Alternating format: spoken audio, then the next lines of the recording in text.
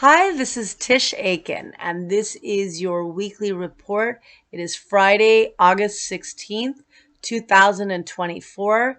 If you could please subscribe to my channel, I would really appreciate it.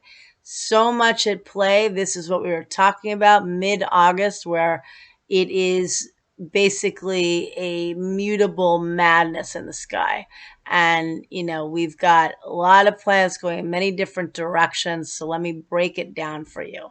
We all know Mercury is retrograde. Sometimes that's not a big deal. It happens approximately 4 times a year.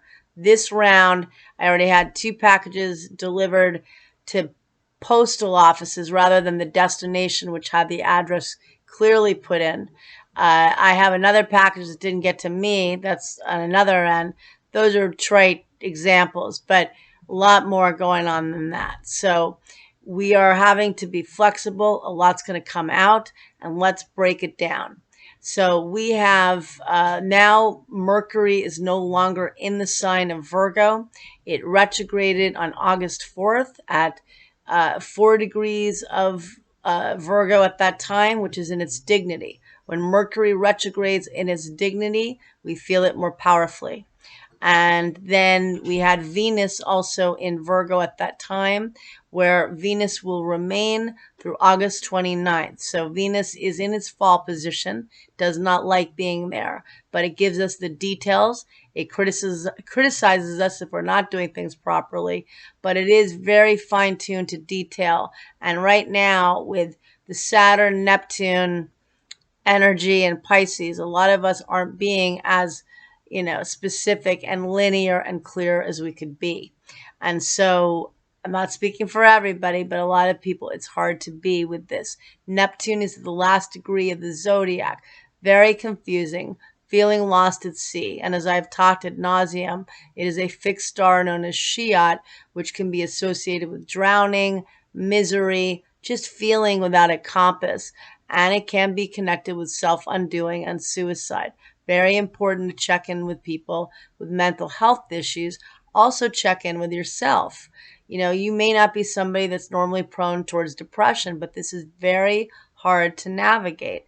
And so taking self-care, very, really prioritizing it, because Mercury, when it initially retrograded in Virgo, that's a sign that governs health and habits and daily routines, as well as your thinking. Mercury rules the sign of Virgo. How do you reconsider how you can think in a more positive and functional and productive way in the midst of this chaos, which it is? Aside from the mutability, that'll separate later next week. But Neptune and Saturn both co-present in Pisces, which has not happened since the mid 1800s, and the mid 1500s they met up exact to the very degree and minute. This is hard, okay? We had Mars meet up with Jupiter, initiating a story that occurs about every 26 or 27 months. That was on Wednesday at 16 degrees of Gemini. And with that, that's generally an aspect of good fortune, but Jupiter expands whatever it comes into contact with. Gemini and Virgo and Pisces are all mutable signs. We've got Mars and Jupiter in Gemini, which are ruled by Mercury. Mercury is retrograde. There's a reassessment of how we can get things done. Mars is how we take action. We had up until yesterday both Venus and Mercury, personal planets, in the sign of Virgo. How can you improve things? How can you work efficiently? Virgo is a sign of work and being productive and being of service, helping others, also focusing on your health. And so Venus does not love being in Virgo because it rules the opposite sign of Pisces. But I think it's needed right now in a time when things are so confusing, because it's saying, hey, wait a minute, you missed this detail. You missed this. How about, fixing up your place, cleaning things up? Okay. So all of that. Mercury returned to the sign of Leo yesterday on the day of Mars squaring Saturn. I wrote a post late Tuesday night, early Wednesday. I was trying to give examples. I will not reiterate this comment because I didn't do anything wrong, but basically talking about the warlike energy, and I got castigated over it. And I wasn't in no way even saying I was giving a report of something happening in LA where people were doing big protests. I wasn't saying how I felt about it. I was giving an example of Gemini is communication. It also rules transportation. People were protesting, stopping traffic in, on their feelings about things. Whether we agree or not agree, people are fired up on the world stage and in our own lives. And so people want to be heard, and people feel this is also Neptune at the last degree of the zodiac. People have PTSD and depression over all that's happened in the last several years. If you can't relate to that, maybe you're out of touch in some way. I'm not saying you're living in misery. I hope you're not, but you're certainly, most of you are impacted by what's happened. It's a very sad time. And we are in very critical, unprecedented times and uncharted territories. So astrologically and politically and on the world front. Okay? All is not quiet on the Western front or any front. So now we've got Mercury squaring Uranus on the 18th. Oh, let's just get back. We had Mars meet up with Jupiter on the 14th, the day that Mercury returned to Leo. Mars, Jupiter, a new cycle, one that can be very productive. Jupiter expands the energy of Mars. Mars is how we take action. Also volatile. People are angry, expanding that energy. Then we had today a very different energy because Jupiter opens doors, even if it's opening the doors to anger. Saturn closes doors, or it says, hey, that's not working. That's not working. Mars squared Saturn early this morning at, let's see, at 1:30 a.m. Eastern Daylight Time. That is an aspect of frustration. You feel like you're driving and there's a roadblock. Mars rules motors. And again, it's in Gemini, which is how you get around, transportation. And so it can feel like you're at a temporary stalemate. Okay. How do you get ahead? And it also can make you feel like your blood is boiling, and so that's okay. It's honoring that energy. It's knowing that patience is very much required in the astrology at large, not just that aspect. And that happened early this morning. Now on August 18th, we were building up, which we really began around the 13th, 14th of last week, a mutable T-square. We've got two T-squares, but that means that one planet opposes another and two other planets square that center planet. So we have right now Mars and Jupiter in Gemini. They met up on Wednesday the 14th. They're still at play. Mars is how we get ahead and move and propel. And Jupiter is how we magnetize good fortune, how we tap into optimism and hope. They are still conjunct and traveling together. They are squaring Saturn. Saturn is, again, the roadblock. It is saying, you know what? Are you sure you can do that? Are you sure that your ideas are good enough? Have you reassessed what's working? There can definitely be fights and miscommunication because Mars squaring Saturn does seem to bring up people's anger, and because they feel really frustrated. People could definitely be getting no's, meaning that things are saying, oh, no, that's not going to work. Mars square Saturn, that is a challenge or a block. Then we get to Sunday, the 18th, Mercury squares Uranus at, let's see, when does it do that? At 12:45 p.m. Eastern Daylight Time. That is unexpected news. Whenever we have a retrograde, particularly when it retrogrades in its sign, a lot gets uncovered. We are now getting into eclipse season. I know a lot of people say 2 weeks before and 2 weeks after. That is officially true. But I say we feel the eclipse a month before it happens. There is going to be a lunar eclipse on September 18th at 25 degrees of Pisces, which defaults back to where Neptune was 21, 22, early 23. Well, more information getting uncovered. And with eclipse energy and the fact that we are now going to be basically in eclipse season, things feel more harried and pressured and stressful. You feel like you have to do a lot in a little, and this energy does too. So finding time to breathe, which I haven't done in this video, but I'm exemplifying. I'm an artist. So it's true. You're going to feel all over and scattered. Mercury squaring Uranus can be brilliant energy. It can be maybe out of the blue.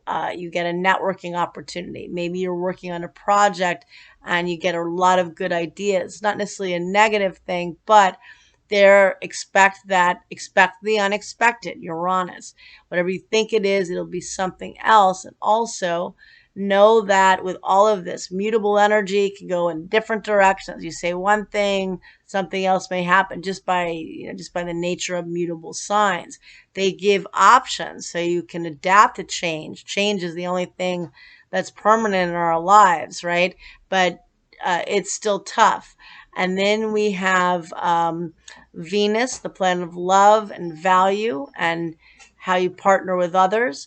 That squares Jupiter late on the 18th at 10:53 p.m. Pacific Daylight Time, and on August 19th, that's the big day to pay attention to, at 1:53 a.m. Eastern Daylight Time. And that, those are the two benefics squaring one another. I don't necessarily usually find that to be negative, but it is expanding a lot of energy. And then right after, soon after, so we've got Jupiter, expansion, opening doors, opportunities. Venus opposes Saturn at, at 5:47 a.m. Eastern Daylight Time. That is a no. People are going to get being told no in some ways. There's some things that are not working. That's part of this T-square too, because now Venus is also squaring Mars and Jupiter and Gemini, and it's forming an opposition to Saturn. And so some things, it's like it's time to let go. Some things not. But we're also preparing for Pluto, the great transformer, the planet of death and rebirth, re-entering the sign of Capricorn on September 1st through November 19th. We had that full moon, the second of the two full moons in Capricorn on July 21st. That was a Sunday. That was the day Biden stepped down. It's something that's not working. You got to face it. It is a tough aspect. And so that's something else for a lot of us. There will be changes at the workplace, corporations, governments, maybe more people stepping down, whether it's your place of work or maybe other political leaders or corporations having to face the music, whatever it is, that's going to be going on. And we have, of course, we've got the sun squaring Uranus at 12:45 p.m. Eastern Daylight Time on the day of the 19th. More twists and surprises, of course, as we approach to a full moon in Aquarius, which has the modern ruler of Uranus, the planet of surprise, brilliance, and the unexpected. We already had Mercury clash with Uranus. Brilliant, but still frustrating and, well, more chaotic, not so much frustrating, chaotic, and, having to think on your feet, which is a great thing, but feeling like you're trying to fall asleep with all the lights on at the home. Sun square Uranus. Well, make sure to find ways to temper your anxiety this weekend. Uranus rules the nervous system, and it's the higher octave of Mercury, which is currently retrograde. And so, again, more twists and turns. Then we have the full moon occur at 2:26 p.m. Eastern Daylight Time at 27 degrees and 15 minutes of the fixed air sign of Aquarius, which Uranus rules. More Uranian energy.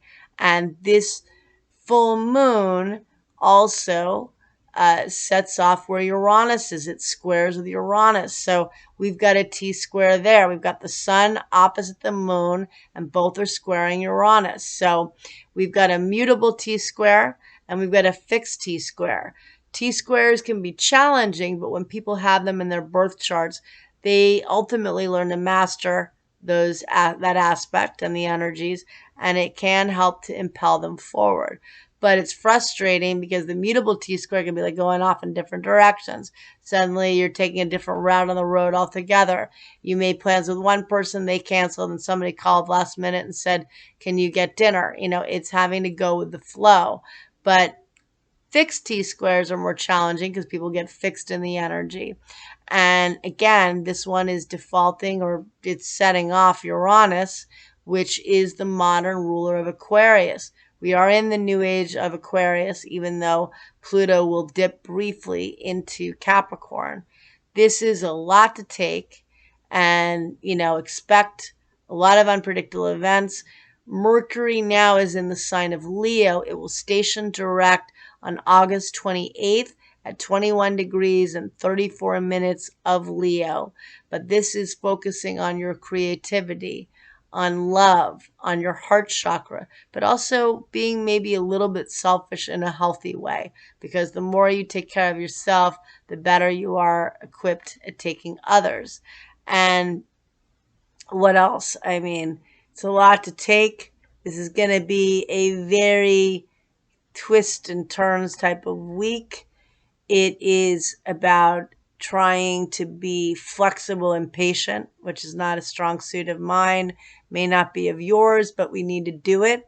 And knowing that there's a lot of creative potential, because with Mercury returning to Leo, it will remain in the sign of Leo through September 9th. Then it goes back into Virgo through September 26th. But this is focusing on what makes your heart happy and about being creative. Saturn and Neptune are the most creative water sign of the zodiac.